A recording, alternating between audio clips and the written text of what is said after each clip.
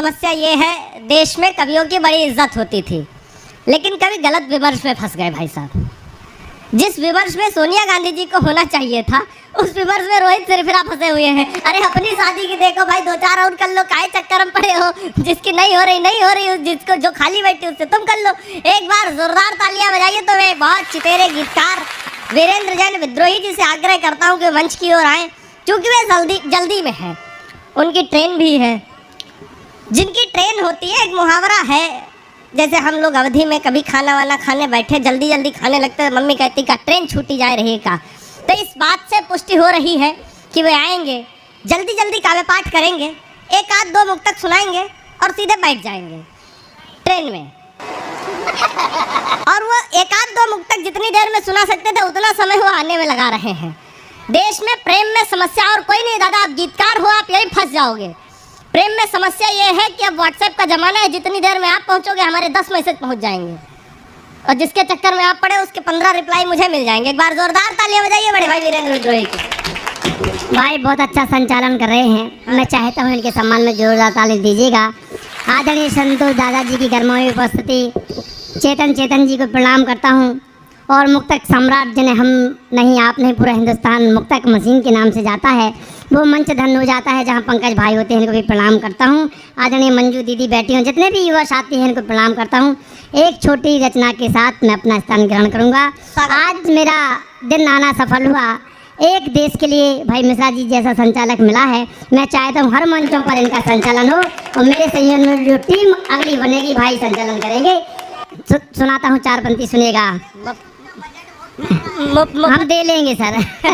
जब मफतलाल जी के कार्यक्रम में जो लोग आ जाते हैं, वो निश्चित वीरेंद्र विद्रोही के कार्यक्रम में निश्चित आ जाएंगे, क्योंकि मफतलाल जी और वीरेंद्र विद्रोही यूनियन के मामले में सालू भाई हुआ करते हैं।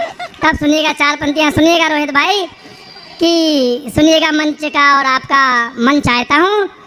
आज आए हैं तेरे शहर में नए, हमको अपनों की तरह निभा लीजिए, दिल मिले ना मिले कोई गम भी नहीं है, गुजारिश की ताली बजा दीजिए। या यूं कहिए कि ख्वाजा की दरगाह अगर तो वैष्णो का दरबार है माँ, घर के आंगन में बिखरी सी खुशबू का संसार है माँ, माँ के चरणों को छूने से हर काम सफल हो जाते हैं।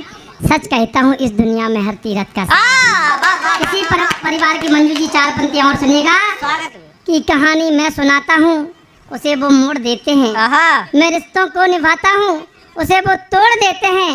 गजब की सोच है इनकी, गजब के आज के बच्चे, बुढ़ापे की घड़ी में माँ को आश्रम छोड़ देते हैं। एक छोटी सी रचना पढ़कर मैं अपना स्थान ग्रहण करता हूँ। सुनिएगा बहन बैठी हैं, उसकी भूमिका में 2 पंक्तियाँ हैं कि कैसे पलेंगे बच्चे अगर खेतियाँ ना हो, वह घर नहीं है घर जहाँ पर बेटियाँ ना हो।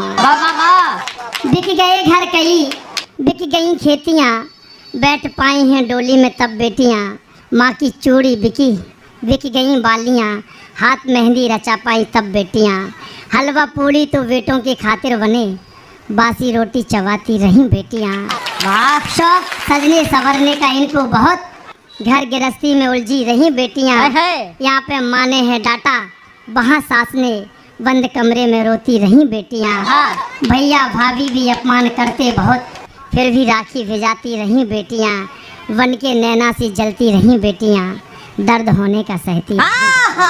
तब एक छोटे से गीत का जन्म होता है, सुनेगा संतोष दादा। कई पीढ़ी तक यार उनका वंश नहीं तर पाता है, महानीच जो कोख में अपनी बेटी को मरवाता है। पैदा होने से पहले ही मम्मी ने मरवाया है, पापा तेरी आंखों में भी आंसू क्यों ना आया है, जो चींटी भी नहीं मारते बेटी को मरवाते हैं, घर वालों ने मिल करके ममता का गला दबाया है, जिसने बेटी कोख में मारी कातिल वो कहलाता है, महानीच जो कोख में अपनी बेटी को मरवाता है।